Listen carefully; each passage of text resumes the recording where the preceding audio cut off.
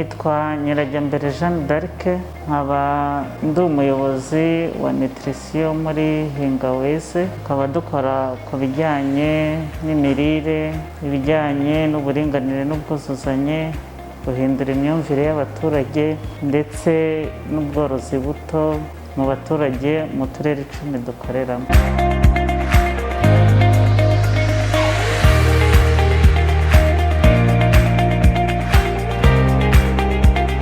Icyorezo cya 19 nacyumvaga ku maradiyo, nasomaga mu binyamakuru, kuri za Twitter, ndetse naganiraga n'abantu bakora muri Minisiteri y'Ubuzima kuko nanjye ndi umuganga, aho ni ahantu hatandukanye nakuraga amakuru.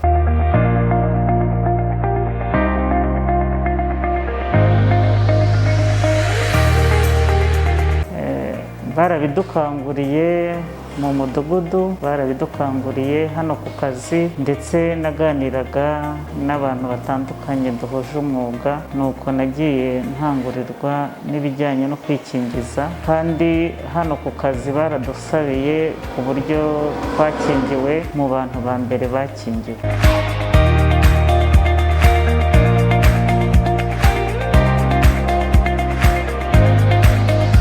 Njyewe namenye ko nanduye Covid-19 mu kwa gatanu uyu mwaka. Nari mvuye gusura umuvandimwe Dubai, ngeze ku kibuga cy'indege Kanombe nk'uko bisanzwe barapima, hanyuma bambwira yuko nanduye Covid-19.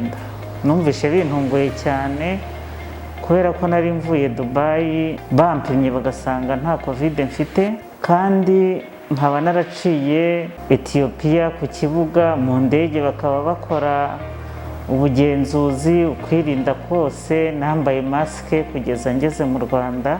Ariko nza kwibuka ko batubwiye ko buri ndwara igira igihe imara mu mubiri mbere y'uko igaragara. Ubwo rero nahise numva ko nayanduriye Dubai, ahubwo ikagaragara ari uko ngeze mu Rwanda. Ariko noneho umuganga wankurikiranaga muri RBC yarampamagaye, baza kunyambika isaha, hanyuma ambwira ko akurikije ingano ya virusi mfite mu mubiri wanjye, abona atari nyinshi, atari ngombwa yuko mfata imiti ya Covid, ko ahubwo nakora ikijyanye n'imirire, ngakora siporo, ko kubera ko nakingiwe inkingo zombi abona nta kibazo kirimo, kandi ko kuva nanjye ndi umuganga nshoboye kwikurikirana ku buryo ndamutse mfite ikibazo namubwira, hanyuma bakambwira ahantu nshobora kujya bakamvura. Ubwo rero mu minsi 14 namaze mu rugo nta kuremba nigeze ngira, kandi nakomeje uburyo bwo kwirinda, ndetse ndinda n'umuryango wanjye. Nabaga mu cyumba cyanjye nyine kandi gifite ubwiherero, ku buryo ntaho nahuriraga n'abo mu rugo kugeza ya minsi 14 ishize. Hanyuma njya kwipimisha, bambwira ko nta bwandu gifite. Aha rero nkabwira abantu yuko iyo urwaye Covid warakingiwe, ntabwo ari kimwe n'uko waba utarakingiwe, kuko ntabwo ikurembye.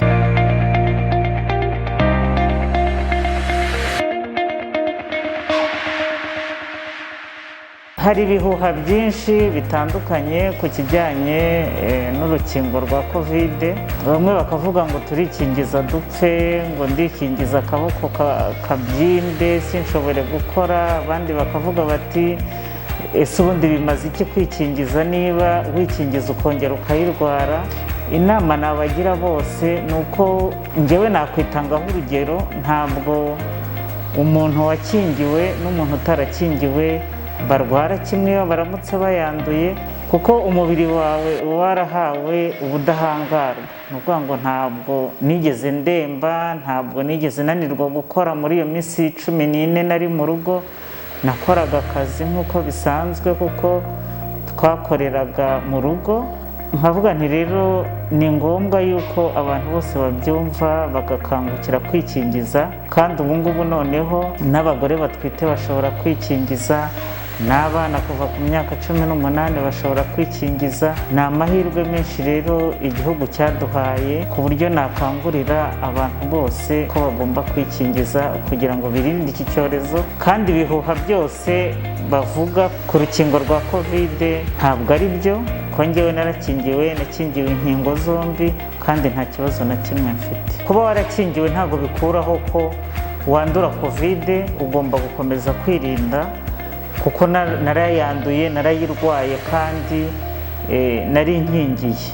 Ni ukuvuga ngo rero ugomba gukomeza gukurikiza ingamba zo kwirinda, kwambara agapfukamunwa, kwambara intoki, gukaraba intoki kenshi, kwirinda kujya ahantu hari abantu benshi igihe bitari ngombwa, kandi igihe bibaye ngombwa yo kujya hari abantu benshi mugahana intera, ndetse mu bukwe bikaba byiza mugiyeyo mwese mwipimishije kugira ngo mwirinde kwanduzanya.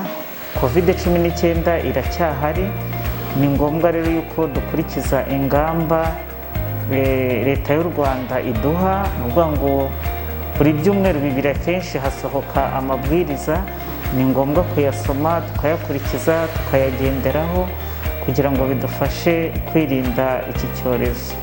Nk'ubu ngubu umugezi wanjye hahora umuti, abantu bazi wanjye barabizi bagomba gukaraba intoki. Twashyizeho kandagira ukarabe, hari amazi n'isabune ku buryo umuntu uhageze arakaraba, kandi na ya ntera tukayihana kugira ngo bidufashe gukomeza kwirinda iki cyorezo. Ni njye njyenyine mu rugo wayirwaye, abandi ntabwo bigeze bayirwara, ariko bose barikingije n'abakozi bo mu rugo barikingije kugira ngo nyine dufatanyirize hamwe kwirinda iki cyorezo.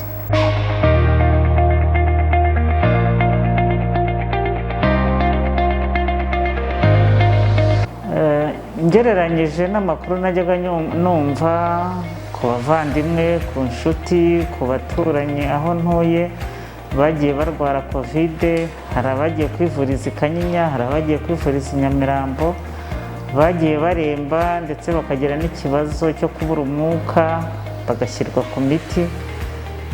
Njye navuga ko kuba narakingiwe no kuba naragize ukwirinda mu rugo nkurikije amabwiriza twahabwaga na leta byangiriye umumaro wo kuba nararwaye Covid ariko sindembe.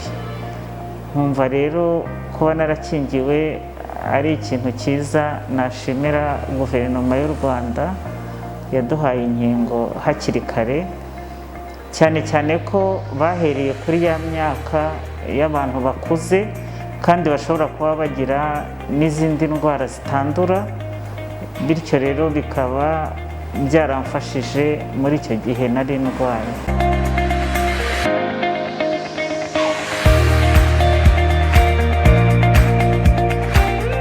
Inama nabagira ni uko ababyeyi nibo bagomba gufata iya mbere mu guha abana urugero rwiza. Ni ukuvuga ngo nibo ba mbere bagomba kwikingiza kandi bagafata ingamba yo kuganiriza abana babo, bakababwira amakuru ahari ku cyorezo, uburyo bagomba kukirinda, ndetse bakanabafasha mu kwikingiza. Ikindi ni uko abana bajya ku ishuri bose babanza kwipimisha. Ni ngombwa rero ko bipimisha, kandi baramuka babonye ibipimo, navuga ngo ibimenyetso bigaragaza yuko bashobora kuba banduye icyorezo, bakagana amavuriro yose abegereye. Ubu mu Rwanda ntaho utabona serivisi y'ubuvuzi, haba mu bigo nderabuzima, za kirinike, mu bitaro, hose barabafasha. Ni ngombwa rero yuko bagana izo serivisi zose igihe bafite ibimenyetso kugira ngo babavure, kuko iyo wivuje vuba imiti irahari urayikira, ariko iyo utinze kwivuza Covid no kuguhitana ishobora kuguhitana. Ni ngombwa rero yuko ababyeyi bafata iya mbere mu kugira abana inama, mu guhozaho kubaganiriza kugira ngo babahe amakuru nyayo ajyanye n'iki cyorezo. Kandi Minisante ikunda kunyuzaho ibiganiro byinshi, haba kuri radiyo, haba kuri televiziyo, haba mu midugudu, ni ukuvuga ngo amakuru ushobora kuyabona ku buryo bwinshi butandukanye, amakuru nyayo ku cyorezo, bityo bikagufasha kugira inama abana bawe. Urubyiruko rero by'umwihariko ntabwo rukunda kurwara, ntabwo baba bafite imbaraga, baba babona ubuzima buri imbere yabo, ariko icyagaragaye mu makuru twagiye tubona ni uko Covid ntawe itinya, nta rwego itageramo. Ni ukuvuga ngo rero n'urubyiruko barayirwara kandi barapfa iyo bativuje neza. Inama naho urubyiruko by'umwihariko rero kuko bakunda imyidagaduro, ni uko nabo bafata ingamba zo kwirinda kandi bagafata iya mbere mu kwikingiza kugira ngo bibongerere ubudahangarwa mu guhangana n'iki cyorezo cya Covid-19. Ikindi kiriho ni uko usanga nk'ababyeyi iyo bacitse intege bakabigaragariza n'abana bacika intege kurushaho. Usanga abantu, ejo bundi duherutse guseka, umuntu ari kutubwira ati wahora n'iki, nta nubwo ngihamagara abantu, Covid imeze nabi. Ibyo ari byose guhamagara umuntu ni amayinite ya MTN ugura ugashyira muri telefone yawe, ugahamagara umuntu ukamubaza amakuru, ntaho bihuriye na Covid-19. Urumva baba babishyize mu bukungu. Nibyo Covid yagize ingaruka ku bukungu bw'Abanyarwanda kubera imirimo n'imwe yagiye ihagarara itarakoraga, ariko muri iki gihe ibintu bisa naho byose byafungutse. Dufata ingamba cyane cyane urubyiruko mu gukora, ababyeyi, kugira ngo tubashe kwiteza imbere no guhangana n'iki cyorezo mu bukungu. Murakoze.